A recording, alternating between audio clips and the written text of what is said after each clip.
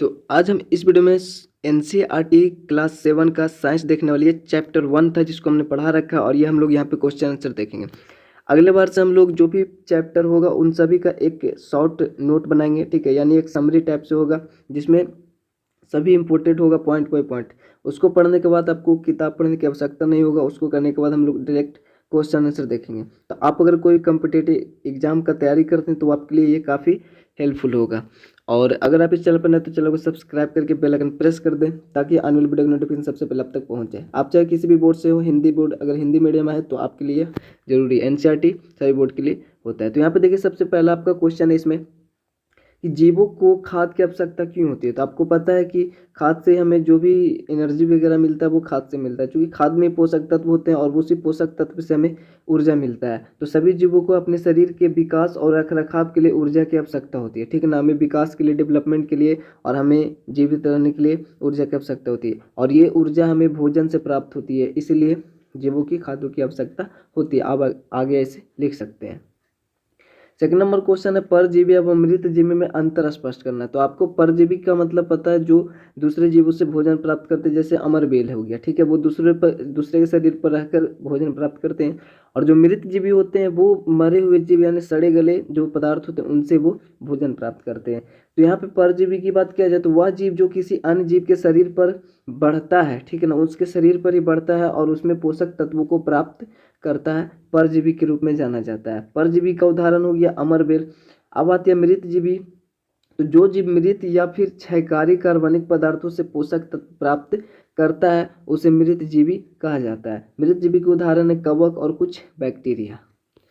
अब आपका third number question में है कि क्या पत्ती में मंड अर्थात स्टार्च की उपस्थिति का परीक्षण कैसे करेंगे। तो सबसे पहले यहाँ पे विभेदित पत्तियों के साथ पौधा ले, ठीक है, यानी कि उसमें कोई भी विभेद ना हो, एक जैसा पत्ती ले। उदाहरण के लिए मनी प्लांट या फिर क्रोटन का पत्ता लेना है। पौधों को 3 दिनों के लिए अंधेरे कमरे में रखें ताकि सभी स्टार्च का उपयोग हो जाए। 3 दिन के लिए अगर अंधेरे कमरे में रखेंगे तो चूंकि वो जो प्रकाश संश्लेषण नहीं करेगा तो जो भी उसमें स्टार्च पहले से है वो खत्म हो जाएगा। अब एक पत्ती के कुछ भाग को काली पट्टी पेपर से ढक दें, ठीक है, पत्ती का जो कुछ भाग उसको काली पट्टी से ढक दें और पौधे को लगभग 4 घंटे तक धूप में रखें। तो चूंकि जो ढका हुआ उसमें तो धूप नहीं लगेगा, जो ढका नहीं हुआ उसमें धूप लगेगा, ठीक है। पौधे से पत्ती को अलग करें, ठीक है, पौधे से जो पत्ती को अलग कर देना है। इसमें खुले क्षेत्र को चिन्हित करना, जो भी खुला क्षेत्र था उसको हम लोग चिन्हित कर देंगे और उन्हें कागज की एक शीट पर इसका आकार बना ले। कुछ मिनट के लिए पत्ती को उबलते पानी में पत्ती डुबाएं, ठीक है, जो उबला हुआ पानी हो तो उसमें पत्ती को डुबाएं। इसके बाद इसके अल्कोहल के बीकर में डुबा दें, जो अल्कोहल का बर्तन होगा फिर उसमें डुबाना है। उपरोक्त बीकर को ध्यान से पानी के बर्तन में डालकर तब तक गर्म करें जब तक अल्कोहल उबलने ना लगे। अब पत्ती को आयोडीन के घोल में कुछ मिनट के लिए डुबा दें, ठीक है। अब पत्ती को अगर आयोडीन के घोल में हम लोग डुबाएंगे तो पत्ती को बाहर निकालें और आयोडीन के घोल को धो लें, ठीक है। उसको धोना है, फिर से पत्ती को निकालने के बाद धोना है। आप देखते हैं कि पत्ती के विभिन्न क्षेत्रों में स्टार्च की उपस्थिति दिखाई देने लगता है।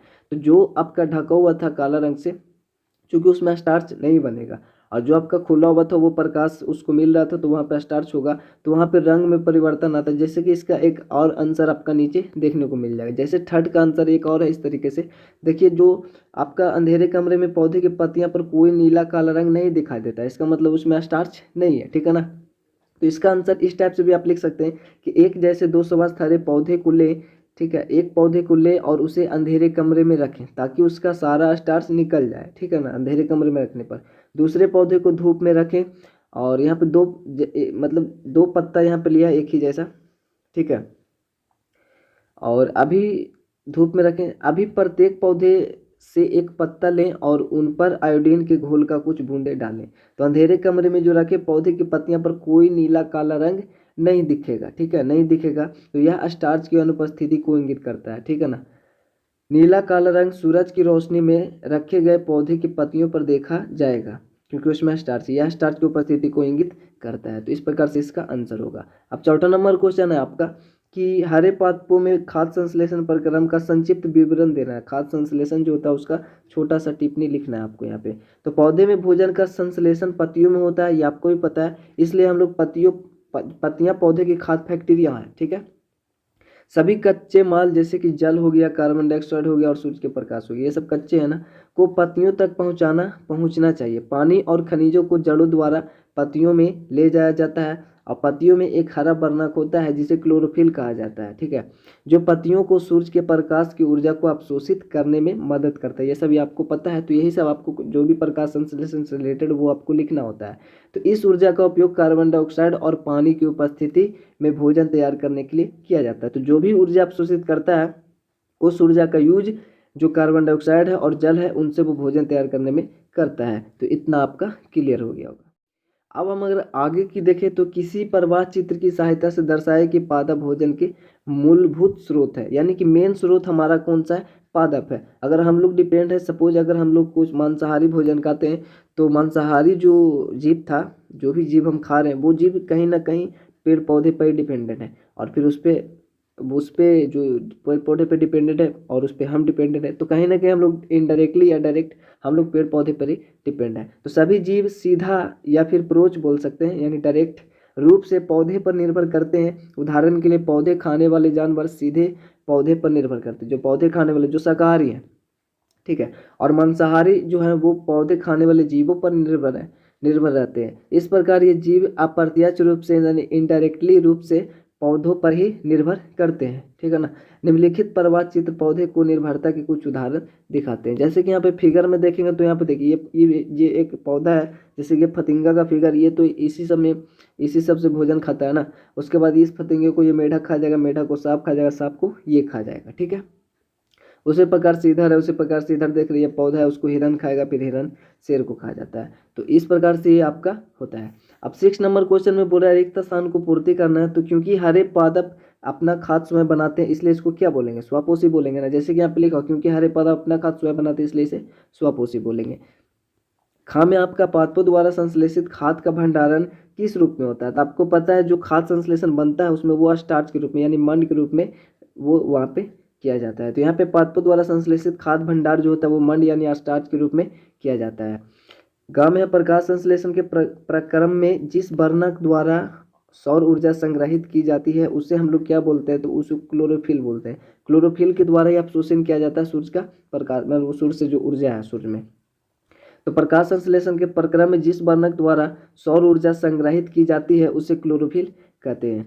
प्रकाश संश्लेषण में पादप वायुमंडल में, यानी प्रकाश संश्लेषण में जो पादप है वो वायुमंडल से क्या लेता है, वायुमंडल से ऑक्सीजन लेता है तथा वो उत्पाद क्या करता है, तो उत्पाद करता है कार्बन डाइऑक्साइड को, ठीक है। सॉरी, यहाँ पे क्या बोला, प्रकाश संश्लेषण में पादप वायुमंडल से ऑक्सीजन थोड़ी लेता है, कार्बन डाइऑक्साइड लेता है ना, कार्बन डाइऑक्साइड लेता है तथा ऑक्सीजन को उत्पाद करता है। तो प्रकाश संश्लेषण में पादप वायुमंडल से कार्बन डाइऑक्साइड लेता है तथा ऑक्सीजन का उत्पाद करता है।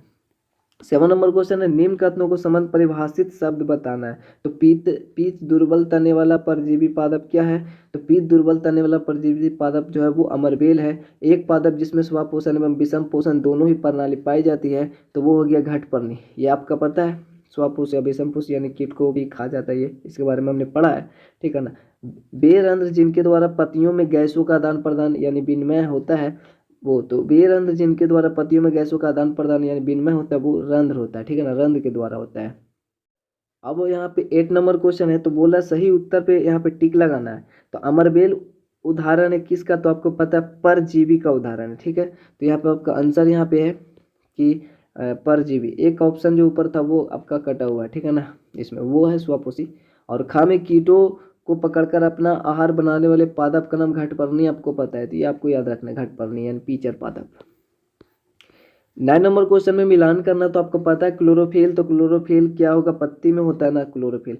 नाइट्रोजन तो जीवाणु से ये संबंधित है, क्योंकि हमने पढ़ा था वहाँ पे नाइट्रोजन जीवाणु जो है उसको नाइट्रोजन को मट्टी में होता है ना, तो नाइट्रोजन जीवाणु जो है उसको जो पौधे, क्योंकि आपको पता है नाइट्रोजन को पौधा जो डायरेक्टली नाइट्रोजन के रूप में नहीं करता है, वो जीवाणु उसको यौगिक रूप में परिवर्तन करता है, ठीक है। तो ये जीवाणु हो गया इसका मिलान करना। अमरबेल जो क्या है वो एक परजीवी है, तो यहाँ पे हो जाएगा। जंतु क्या है, तो जंतु एक हमारा परपोषी है ना, तो परपोषी हो गया। और कीट भक्षी कौन है, तो कीट भक्षी कौन है, घटपर्णी है जो कीट को खाता है। तो यहाँ पे सभी लिखा हुआ क्लोरोफिल तो पत्ती, नाइट्रोजन जीवाणु, अमरबेल परजीवी, जंतु जो परपोषी है और कीट भक्षी जो है वो घटपर्णी होगा।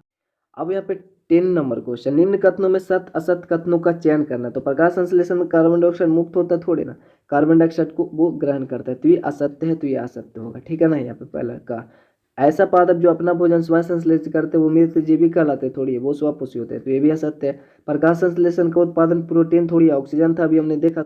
यहाँ पे बोल रहा है प्रकाश संश्लेषण का उत्पाद प्रोटीन नहीं है, तो हाँ सही बात है कि प्रोटीन नहीं है, वहाँ पे ऑक्सीजन था ना, तो प्रकाश संश्लेषण का उत्पाद प्रोटीन नहीं है, मतलब ये सत्य बोल रहा है, तो सत्य होगा। प्रकाश संश्लेषण में सौर ऊर्जा का रासायनिक ऊर्जा में रूपांतरण हो जाता है, तो बोल रहा है यही होता है, इसमें एक्चुअली यही होता है, जो प्रकाश संश्लेषण में जो सौर ऊर्जा उसको रासायनिक ऊर्जा में रूपांतरण हो जाता है, ठीक है, तो ये सत्य होगा।